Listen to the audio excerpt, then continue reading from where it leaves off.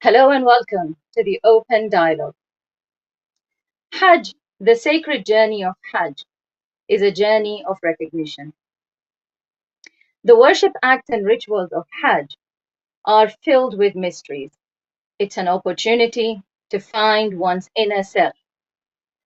Hajj is also a manifestation of the correlation between religion and politics, and an opportunity for individual and social transformation. To discuss this topic with us, we are honored to be joined by Shaykh Mohammad Zakaria. Shaykh Mohammad Zakaria is a senior lecturer at the Islamic College in London. He's a teacher of Quranic sciences, research methodology, and teacher education. He specializes in the intersection of ethnicity and gender on educational attainment. He's very active in Tabligh in the Caribbean and South America. Welcome to the program, Sheikh Zakaria. Wa alaikum assalam wa rahmatullahi wa barakatuh. Thank you very much for hosting me. Thank you for joining us and accepting our invitation. We are My also pleasure. joined by the Honorable Syed Mohammad Razavi, who is the head of the Religious Advisory Board at the Shia Islamic Education Society in London. He has over 40 years of experience in dealing with social and domestic issues for clients in Britain and worldwide. Assalamu alaikum, Syed, and thank you for giving us your time. Walaikum salam. Thank you for hosting. Sheikh Zakaria, I will start with you. If you can please tell us about the spiritual significance of Hajj. I mean, the Hajj season is over now, and the Hujjaj are going to make their way back soon. What spiritual benefits would they have come back with during this Hajj season? A'udhu billahi minash shaitanir rajeem. Bismillahir rahmanir rahim. Well, I'm speaking as somebody who hasn't performed Hajj as of yet. Bi'idhnillah, Allah Azza wa Jal will give me the tawfiq to be able to perform Hajj, and more so with my family. I'm told that performing Hajj with the family is another unique experience. So I can only speak from a theoretical perspective. I think those who have performed their sacred duty of Hajj are the ones who can really speak about the spirituality which runs through Hajj and which has impacted not only their lives whilst they were performing their sacred duty, but also when they went back to their homes and how the experience has stayed with them throughout their lives.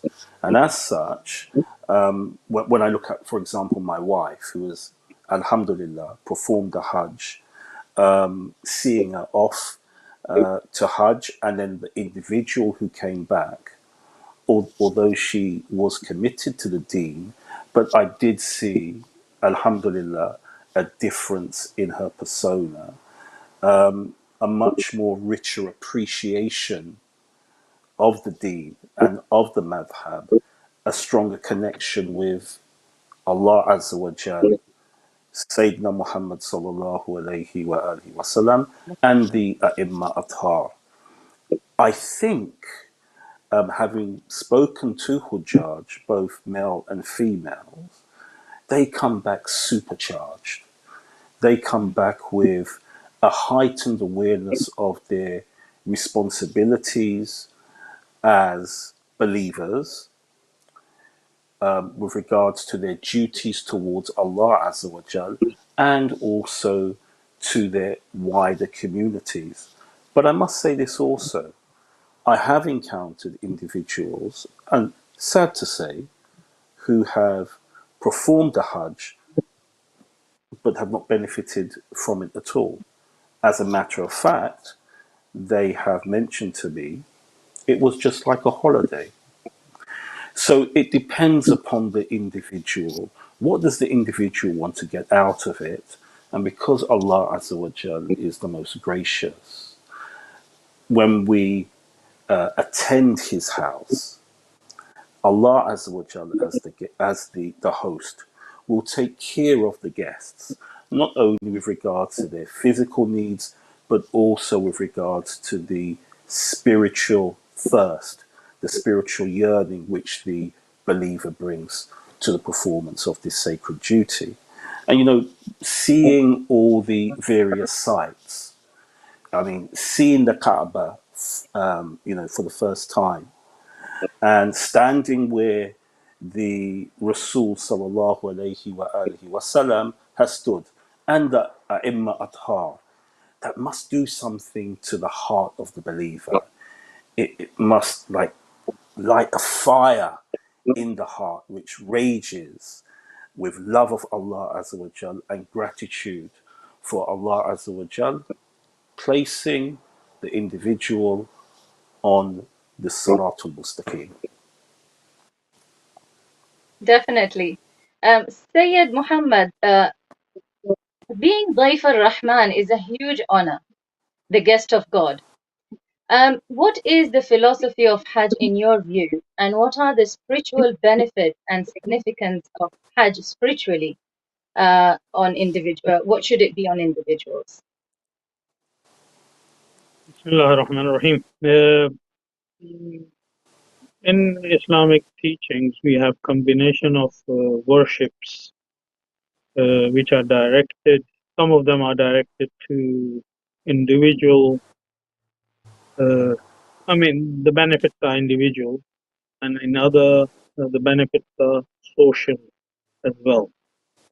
And Hajj is one of those worships where we improve ourselves individually, and also we learn to care about others around the world. And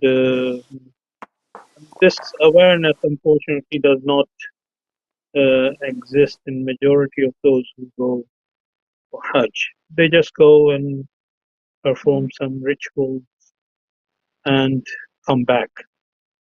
I've been to Hajj many times, alhamdulillah, but I have also witnessed people going there with different expectation and then being disappointed because their expectation was that going to Hajj will suddenly boost them spiritually, and then they will suddenly become a better spiritual being than before. In from practical point of view, going for Hajj involves lots of hardships, difficulties, lots of patience. It requires lots of patience, and you have to even follow more restrictions and rules and regulations than your normal daily life. So it really puts you on the test. And I have seen people who basically came back and totally ruined everything and couldn't do anything according to the teachings. And there are many things to blame. In some cases, unfortunately, when we go for Hajj, there are some people who would try to become teachers for others while they don't know themselves much. And that causes a lot of confusion and trouble. So the best advice is to stick to, especially if you're going for the first time, stick to the caravan leaders and follow their instructions. Those who have been there many times, listen to them and don't rush to do everything, because that will only make you tired and you will not achieve and gain what you have gone for. But as far as other benefits of Hajj, were pointed out actually by Imam Khomeini rahmatullah alayhi when Islamic revolution took place in Iran, and when the first Hajj came after Islamic revolution in Iran, Imam Khomeini rahmatullah alayhi gave a message for the whole Muslims of the world, and that message was read amongst the pilgrims in Mecca, in Saudi Arabia, in Arafat, basically. Yes. And he pointed out the responsibilities and duties of us as Muslims towards other Muslims, and he considered Hajj as a religious, spiritual gathering which creates awareness about ourselves and others as well. If Hmm. we go there and we don't care about others, we don't care about Muslims and their problems around the world, if we don't become aware of what is going on, then we have just followed some rituals and traditions and that's it. So his aim was to increase the awareness amongst the Muslims, and until he was alive, he kept on giving these messages every year. And after his death, Ayatollah Khamenei, who took over the leadership, also followed the same tradition and gave messages every year. And this year also, he has given a message and pointed out some issues in the Muslim Ummah. And the most important point that he has pointed out uh, is unity amongst the Muslims and its Yes. importance, and awareness of who we should be friends and who we should disassociate ourselves from. And unfortunately, the world is going through, especially the Muslim world, is has become a victim of normalization of uh,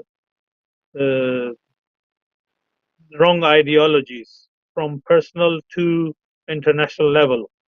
There are Hmm. things going on in society. There are wrong behaviors which are being normalized to change the view of Islam and Muslims about certain people.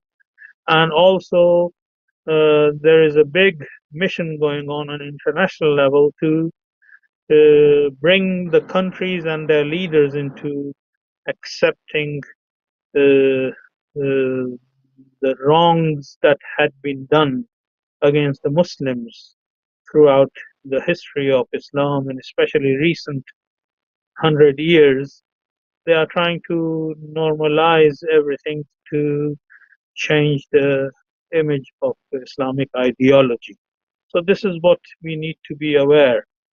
Ayatollah Khamenei also pointed out in his speech, saying that we have a responsibility, according to the verses of Holy Quran, to be kind to each other and be aware of each other.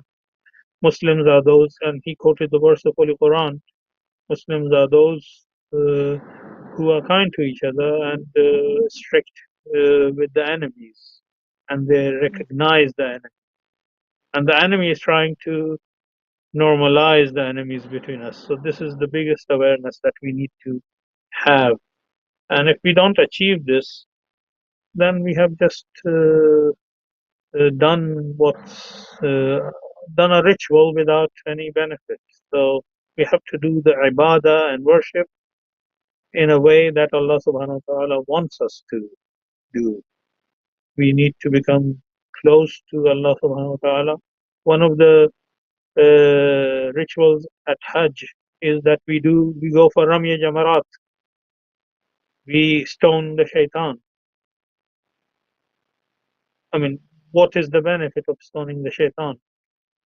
Hmm. While we keep on following the shaitanic ways in our personal life and our collective lives as well on international level. We give hands in allegiance to the enemies and then go to Hajj and stone the shaitan. What's the point of that? So this kind of awareness is important and necessary. Thank you for this explanation, Syed. Sheikh Zakaria, what are the social dimensions of Hajj? And also, Syed just mentioned about Rami al-Jamarat. I mean, it's something people who go or in the past, I mean, I don't know, since COVID, things have now changed a little bit on the ground, but before we used to see people getting very much excited, and I'm sure the Syed would have a lot of stories to tell about the excitement of people at Rami al Jamarat, especially, and stoning the shaitan. But it's a very symbolic ritual, and it teaches us to recognize the enemy. And, you know, we have an enemy within and an enemy outside as well. So, if you could shed a bit more light on the social dimensions of Hajj and as well as this aspect of Hajj and regarding Rami al Jamarat.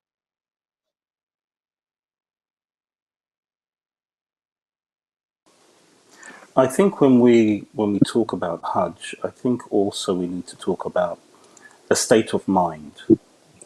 I would hazard to guess that some people are always in the state of Hajj. That is, they are always tuned into the wishes, the dictates, the pleasure of Allah Azza wa Jal, and they are constantly doing tawaf, and they're constantly performing the a'mal of Hajj. I think it's a state of mind, and that state of mind seeps into the soul and it enriches the heart. So there are some blessed people who are constantly in this state, and because that that maqam, that level is extremely rare, sometimes when we observe their behaviors, where we hear their words, there is a disconnect because we are not at that level. They may ask or do certain things, and we are totally at a loss as to the logic behind that. But the logic which they have is one which is wedded to the pleasure of Allah Azza wa Jal. And when it comes to the social dimensions of Hajj, Hajj is something which we are told heightens the awareness of brotherhood and sisterhood amongst the believers, mu'akhats. And we are told that the Muslim is a brother of the other Muslim. Al Muslimu akhu Muslimi. Okay? But when we talk about the social dimensions, I think we need to go back to how Rasul A'zam sallallahu alayhi wa alihi wasallam engaged with Hajj, how he used it to bring about an awareness of the social reality that was playing itself out within the local vicinity, and how he used Hajj to bring about a heightened awareness of responsibilities, not only, and I think this is a very key point, not only the responsibilities that we as Muslims have with one another, but the responsibilities we as Muslims have with humanity at large. Many years ago, I was watching, over maybe now 15 or 16 years ago, I was watching a live transmission from Makkah, I believe, and the khatib, the Friday prayer leader, and this was during the Hajj season, rather than speaking about the social dimensions of Hajj or the political or the spiritual dimensions of Hajj, used much of the khutbah to speak about wudu and taharat. Wudu and taharat, don't get me wrong, they're important. But what was taking place on a global level at that time dictated that the Khatib addressed those issues, understood what Hajj actually represents. It's a dynamo, year in, year out, coming again and again. There's power within Hajj.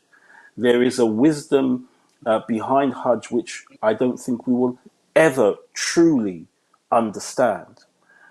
And to use Hajj as a means to bring an awareness of what is taking place on a global level within individual Muslim communities and by extension in non-Muslim communities is crucial. Otherwise, in my personal opinion, the true message of Hajj has not been embraced. As was mentioned previously, Hajj is not only about the A'mal, although obviously the A'mal are extremely important. But there are other things associated with the Hajj which are key to the Hajj. And mm, unfortunately, there are those powers which seek to play down the social significance of Hajj. And by doing so, they seek to make Muslims docile and accept certain lines of thought which are actually against the dictates of Allah Azza wa Jal and His beloved Prophet Muhammad sallallahu alayhi wa alihi wasallam. Thank you for the explanation, Shaykh. Sayyid Muhammad, Hajj is the greatest gathering of Muslims on earth. How does Hajj teach us the correlation between politics and religion? Yes, for example, when you go for Hajj, you face and meet people probably you have never imagined that you would meet. They come from all over the world, and obviously they bring different kind of culture, problems, difficulties, tolerance, resistance, care. You witness all these kind of things from different people. For example, it happened to me as well. I mean, I was going through the tawaf, and somebody, he just pushed in, rushed into doing something they wanted to do, stepped on my toe, made my toe bleed, and this and that. So this was my test to give benefit of doubt to that person and think why they are behaving like this. And when I looked into the region that they had come from and the troubles that they go through and the hardships they go through, what happened was nothing.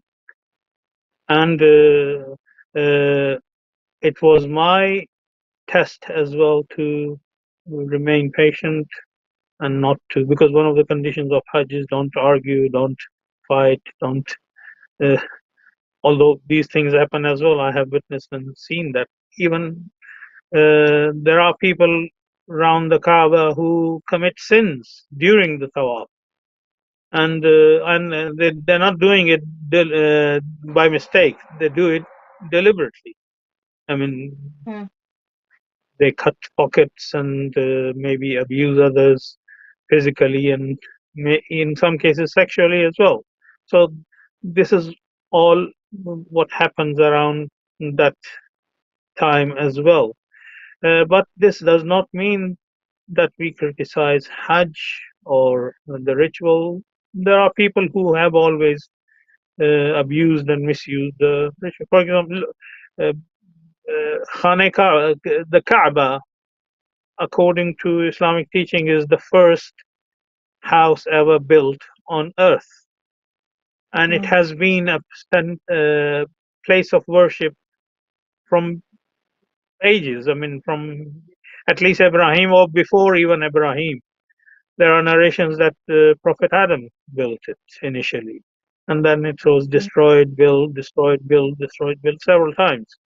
And it is also place of burial of many prophets. So it's a very sacred place, very important place. But the same place had become place of worship for idols. Hmm. There were hundreds of idols around Kaaba, and people used to go and do tawaf of Kaaba without any clothes on. So when Prophet Muhammad came and he conquered Mecca, city of Mecca, he made a treaty, an agreement that Muslims would be allowed to re-establish the Sunnah of Prophet Ibrahim, initially the way Prophet Ibrahim established the worship of Hajj and the rituals and a'mal that we do there were established by Hazrat Ibrahim alayhi salatu wasalam. We will be allowed, as Muslims, would be allowed to re-establish them. So Prophet had to go and with the help of Imam Ali ibn Abi Talib alayhi salatu wasalam, individually knock down the idols, clean the Kaaba, and made it into proper place of worship. And again, even during Islam, the period of Islam, I was told that as soon as Hajj was over, the areas around Hajj and Mina and the where we stoned the shaitan used to suddenly become marketplace, and people would forget. And the reason, initially, the place we stoned shaitan, there were no pillars. So the authorities had to put pillars because this used to become a place of market and business, and every year before Hajj there was a big discussion: where is the Ramya Jamarat? What is the place? So the Muslims of that time gathered together and decided to put a permanent post for 3 shaitans. So they are there, and every year they don't have any problem and trouble. Now the shaitan has grown into much bigger shaitan. 30, I think it's 35-meter shaitan. It cannot be missed anymore. Although again there is a big discussion that this because Saudis have made an expanded area. Which area should we target? I mean, because part of ritual is to exactly throw the stone in the central place and point where the stones are supposed to be thrown and targeted. So now it has become a bigger shaitan, and this is how we perform our Hajj. But if we continue to ignore the spiritual and social and political benefits of Hajj, we should not be surprised to see Khane Kaaba becoming again place of idol worshippers, the way it used to be during Prophet Muhammad sallallahu alaihi wasallam's time. Although during that time the idols were different, the modern idol would be totally different. I mean, I've personally gone into that tall building next to Khane Kaaba and seen that Muslim families come for Hajj.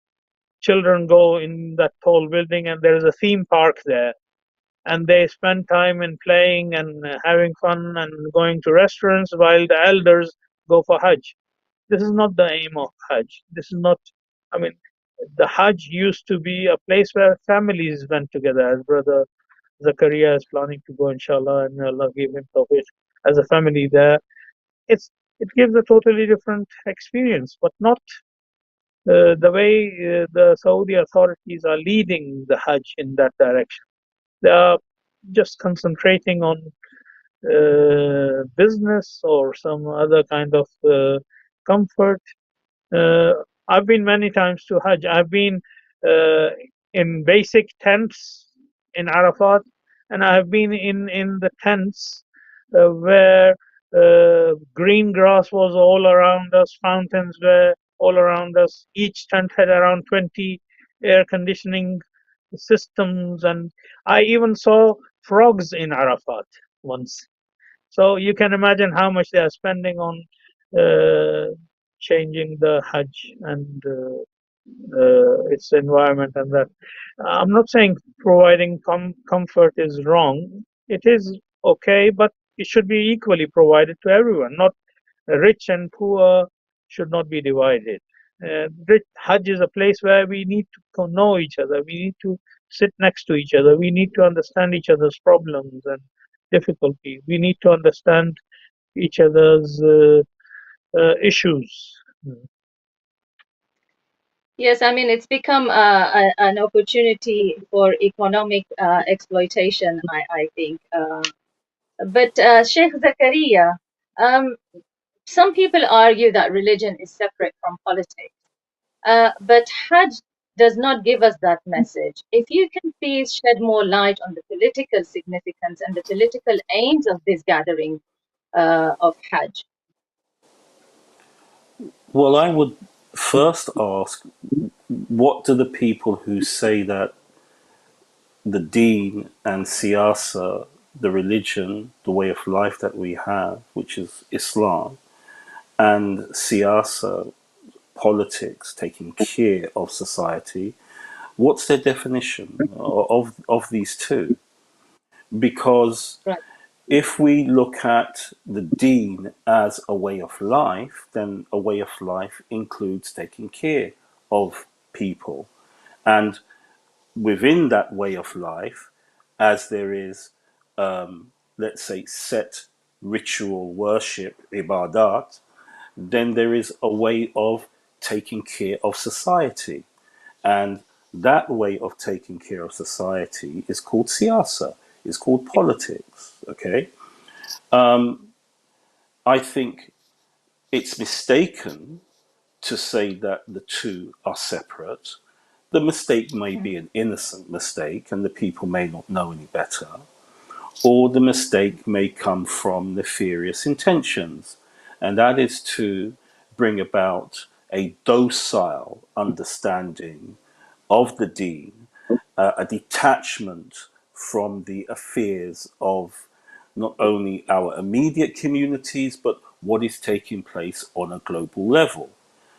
When we Mm, look at the behavior, when we look at the sunnah of the Masumin, their, their deen was reflected in their siyasa, and their siyasa was reflected in their deen. There is no separation of the two. If that's the case, then Allah Azza wa Jal has made a mistake. A'udhu billah. A'udhu billah. Okay? So when Allah Azza wa Jal sent Sayyidina Muhammad sallallahu alayhi wa alihi wasallam to guide humanity, and that move from Makkah into Medina, one of the, or Yathrib then becomes Medina, one of the first things which Rasul A'zam sallallahu alayhi wa alihi wasallam did was draw up the Sahifa Madaniyah, the Medinan Charter, which set out the rights and the duties, the obligations of all groups. Now, is that not siyasa? Is that not taking care of society? When we look at Imam Hussain alayhi salam, one of the examples we have, but we have an example of all the A'imma Attar. When we look at Imam Hussain alayhi salam, leaving, not performing the Hajj and leaving. Okay, this was a message.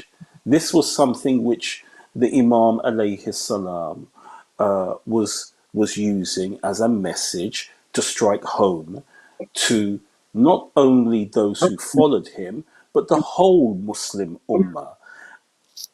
So to say that there is a dichotomy or a separation between the two, I think that's an ill-advised thing to say. It's not mm, correct. Imagine the UN, the United Nations. Some people refer to it as a den of snakes and a talking shop, but nevertheless, it gathers in the headquarters in New York. Imagine now that Hajj is like a gathering of the UN with delegates, hundreds and thousands and millions of delegates from all around the world, coming with all their news, coming with all the issues which are affecting them in their homelands, and meeting to discuss these issues. Not only to discuss them, but to find solutions to the issues. I think in my most humble way of understanding it, this is the true United Nations. This is the true General Assembly. This is the true message that Rasul A'zam sallallahu alayhi wa alihi wasallam has left us with regards to Hajj, where the believers, they come from different parts of the world.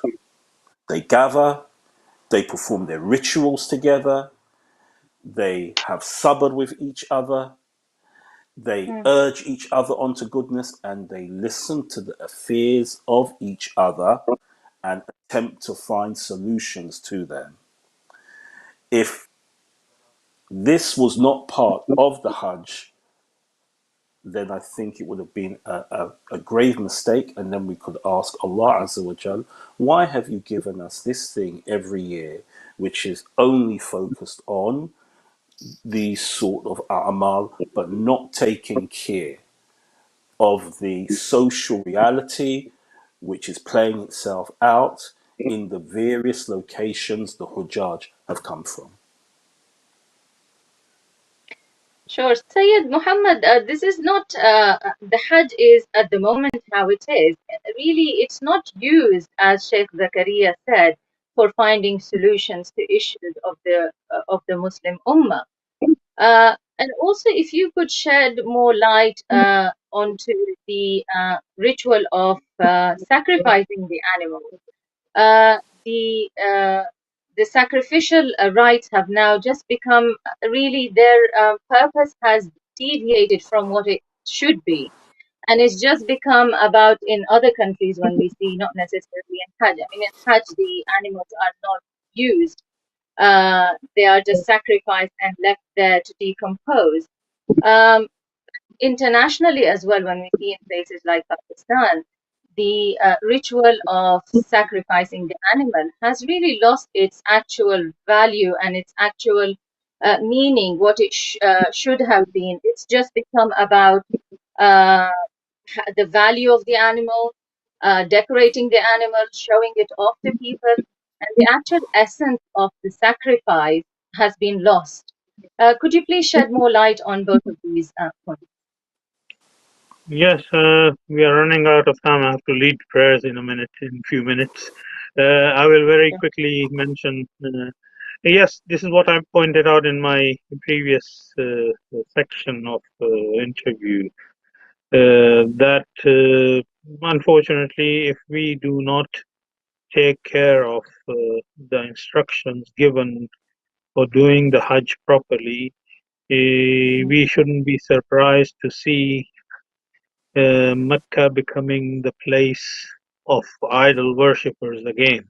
So unfortunately, and this is how it all started. I mean, at the beginning of Islam, Kaaba was a place of worship, but then people started to worship idols, and these additional things were added and added, and this is what changed everything. So even the sacrifice, the aim of the sacrifice is to take care and feed the poor and needy in the community and society. And Ulama, especially after Islamic Revolution in Iran, Imam Khomeini and Ayatollah Khamenei and the spiritual leaders of Najaf and Qum have been mentioning a lot that we need to create an international body to organize Hajj and monitor the problems and issues of Hujjaj, and then redistribute the sacrifices done in the poor and needy people around the world. Although it has been happening, and recently some ulama in Maraj Taqlid have also given fatwa that it would be okay to do the sacrifice elsewhere. But you have to follow your marja taqlid, whoever you follow, and you should not just decide on your own. You have to follow their instructions. In ideal society, it would be better that Hajj is organized by the international body, which takes care of all Muslims of the world and provides for all Muslims all over the world. Thank you for that explanation. Before we wrap up, Sheikh Zakaria, if you would like to please give advice to those who are planning on performing their Hajj next year, what should they do in terms of preparation and in terms of getting ready for this one-in-a-lifetime journey? Well, hopefully I'll be amongst those individuals who'll be going next year. I'll take the advice of what the Syed gave, and that was to have sabr and understand that there are many trials and difficulties which will arise either before the performance of the Hajj or actually during the performance of the Hajj. And Allah Azza wa Jal doesn't place upon us any difficulties which we are unable to bear. And with that forbearance and with the difficulties will always come ease. So intention counts for a great deal.